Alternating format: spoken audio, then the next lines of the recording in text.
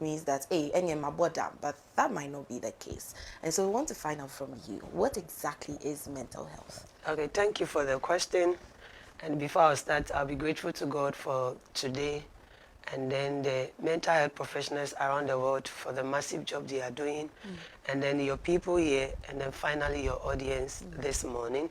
So to talk about mental health, I would want to borrow the definition from World Health Organization.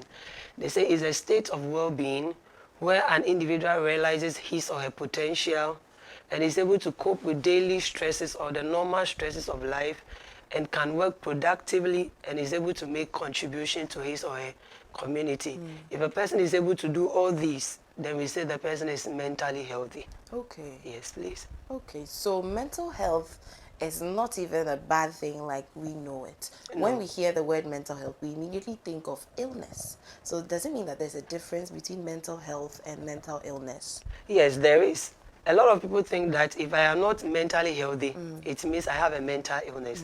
But mental health is not the opposite of mental illness. So like I said, with the definition I gave, that is with mental health. But when it becomes an illness, it's when you have been diagnosed with a condition. And then that condition has a way of affecting how you think, how you feel, and then how you act. And they interfere with your normal daily functioning, like your occupational life, like your self-care, and the relationship you have built around. When all these things are affected, then we say you have the illness. But the mental health is actually a good thing. But it's not entirely a good thing. When we go further, we will know that there could be a bad aspect of it also. Okay, okay. So I want to find out from you, since we are talking about the different aspects of mental health, what are the types? Are there any types of mental health? Yes, I would say there is a good mental health and then a poor one. The good one is when everything is in order. Like you realize your potential, because you know every person was born with a purpose. You are not aimless. You should find meaning and purpose in the life you are in. You should know that I can do this, I cannot do that. That is your ability to find what you can do and what you cannot do. And then you should be able to cope with normal stresses of life. I tell people that stress is not all that bad. In fact, there is a degree of stress that motivates us to perform right in life. So if you're able to handle all these stresses in life every day, then I would say you have a good mental health. But when these things are not adequately, then you're having a poor mental health and you need to check it. So what kind of things would you say are the things that stress us out, that you might say that might cause a poor mental health? Work is one. So work is a stressor because there are so much demands. Yeah. I live on the Dodoa Road. Okay. I woke up at 4 a.m. I set up before 5 a.m. because I didn't want to be late for the interview. So you see the stress I had to go through just to be here. So work is a stressor.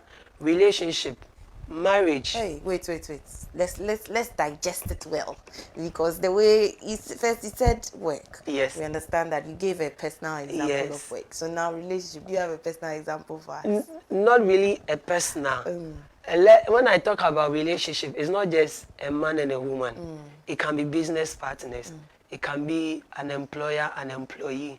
It can be friendship. They are all forms of relationship. Okay. And I talk about relationship as a stressor because when we talk about stress, we are looking at a situation that demands change from us, that expect us to make changes to adapt to the situation. Okay. Before the relationship, you were alone. If it's a boy and a woman relationship, you were single. And you decided to accept a man's proposal, or you decided to propose to somebody's daughter. Know that going forward, you don't take decisions alone. Somebody is in your life, so you consult the person. You should be able to adapt to it. Would it be okay if you realize that your girlfriend or your boyfriend wakes up and doesn't brush in the morning? How would you cope with it? Stress. It's stress. Yes. Then the person wants to do was, oh, come, let me give you a kiss. Ah. Oh, Jesus, that would be a very terrible experience. So that's why I say relationship. And then marriage. You were a single man, a single woman, and then now you are married. Society is going to call you Mrs. Mister. We are expecting certain responsibilities from you because you are married. And then you get pregnant. Your body now does not belong to you. You have to make adjustments. And then childbirth. The same when you give birth, you don't own your life again. Yeah. When you have a crying baby and you can't even sleep. Meanwhile, you enjoy your sleep before you get birth. So these are all stresses. And then retirement. You were enjoying the work you were doing every day. And then one day a letter comes, you are approaching 60 years, so you have to go on retirement. You have to make another adjustment to the life you are going to live in the house. So these are some of the stresses, or the stresses. I can imagine. So